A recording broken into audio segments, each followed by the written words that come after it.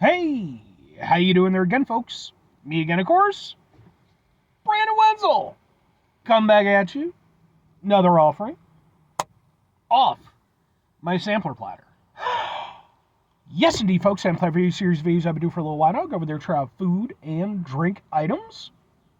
I eat stuff, I drink stuff, then, folks, I'm going to talk about stuff. I'm going to let you know all that you need to know about hopefully delicious stuff that, time I'm doing this, folks, I'm not going to lie, based off the ingredients alone, this should be delicious.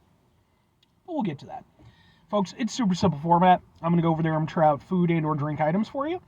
Whilst I'm doing so, I'm yammering on about it for a bit. Whilst I'm doing all that, I'm inside my truck. And whilst I'm doing all that, folks, you better believe it, I'm wearing a super cool shirt. Folks, when I wear super cool shirts, I always like to highlight the super cool shirt. What super cool shirt am I wearing for you today? Happens to be my Half Gain shirt. Yeah, it's a cool little logo. I like it. The hell is Half Gain, though? Half Gain were a fairly obscure nu metal band that kind of, did its thing. I want to say in Arizona. I could be a little bit off on that. But basically back like late 90s, early 2000s, during the nu metal era. They seemingly did not gain a ton of traction during their time, but, they put out an album. They even have a music video. It's cheaply made, but that's fine. I ran into them while, looking for new music, and I ended up really liking their stuff. And I have a friend who's a graphic designer. His name is Mark. He watches my videos sometimes. Hello, Mark. And he went over there and he made up this shirt for me because, I wanted to rep some Half Gain. If you happen to be interested in Half Gain, I can point you in the right direction as far as their music goes. There's not a lot of it, but anyway, what am I trying for you today, folks? What are we doing here?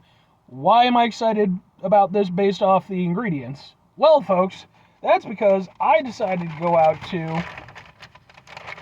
let go, boom, Potbelly Sandwich Works, which, if you're unfamiliar, is a chain of sandwich places throughout Illinois.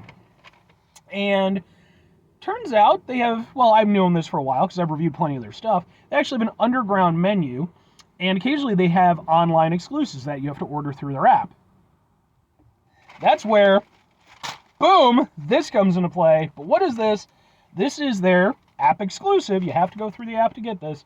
This is their Barnyard sub sandwich, which consists of turkey breast, hickory smoked ham, Angus roast beef, salami, meatballs, applewood smoked bacon, and Swiss. Now, what with this being a sandwich review, I do have to go over there and preface it with three things real quick.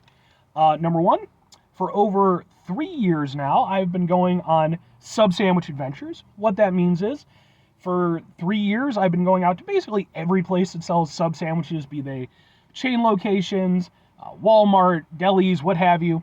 If they're selling sub sandwiches, I'm going over there, I'm trying them out, I'm reviewing them, I'm posting them to my YouTube channel. But, such a nice guy, I don't just post them to my YouTube channel. That's where number 2 comes into play. Because, folks, I have an entire playlist called Subs for Subs. That is where my sub sandwich reviews go. As soon as I go over there and finish those off, I go over there and I post that into the that particular playlist. And the time I'm doing this, folks, I have over 200 sub sandwich reviews in that playlist. But maybe you're greedy, maybe you want more sub sandwich review and goodness. That's where number 3 comes into play. Because, folks, all you need to do is wait until Sunday. Why? Because Sunday is SUBday. Sunday is the day when I go over there and I upload my sub sandwich reviews. For over 3 years, I have not missed a SUBday, or not yet missed a SUBday. So let's go ahead. Oh, and what with this being from Potbelly, since Potbelly is an Illinois establishment, it's going to end up on my Eating Out Illinois playlist as well, which is a playlist for just Illinois spots. So let's take this out. Okay. I got a multi-grain bread. Okay. It's flatter than I was expecting, but they kind of squished the meatball. So, okie doke. I was like, wait a second. Meatball. And I was like, oh, no, it's there. Let's get a thing for the thing that looks like this. We'll just kind of go, ha, ha, ha, ha, ha, ha. And, yeah, let's give it a shot. Hopefully it's delicious.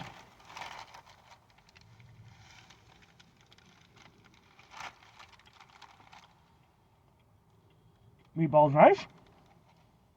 You have a good meatball sub. I've reviewed it. if you happen to be interested.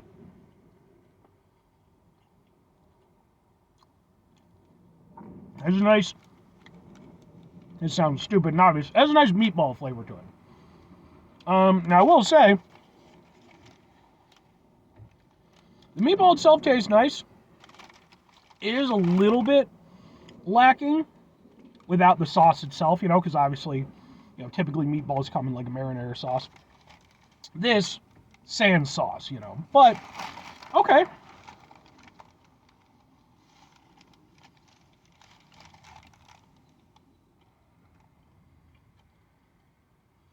Meatball definitely dominates the flavor.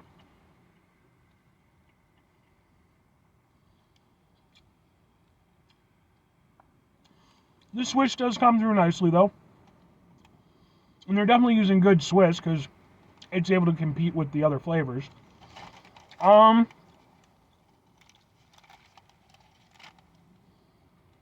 Okay. I like it. Not as much as I was hoping, though. I think the problem for me is, it sounds like it's going to be this super decadent, meaty, cheesy, sandwich. It kind of is, but it does feel a little bit thin for everything that it was promising. Now, I'm sure it's all there, but I was kind of, hoping, okay, maybe get a couple, at least, slices of, each thing, whereas it appears that it's more just kind of a one-off thing for each of them. So you get the meaty flavor from the meatball, and then basically it's left to everything else to try to compete with that to some extent. And the meatball definitely takes the win. The Swiss is probably second place. Then after that, you get kind of a general meatiness, but I wouldn't say that you get like a super strong individual flavor from any of them, which is kind of okay, as long as it adds to the overall. But I don't know entirely that it does, because I feel like, again, the meatball is really just sort of taking this whole thing and running away with it. Kind of feel like if there'd been more of the other ingredients, kind of stack it up a little bit. Yeah, it's still tasty.